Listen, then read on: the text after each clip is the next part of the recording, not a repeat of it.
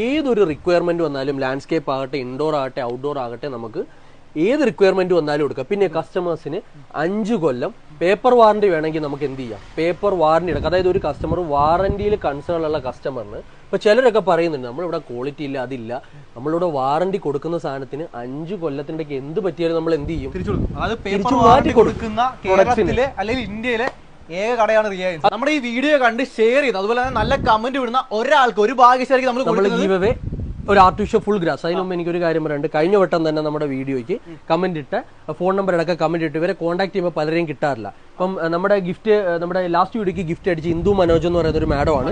അപ്പൊ ആ കമന്റ് നമുക്കൊന്ന് കാണിച്ചു കൊടുക്കാം.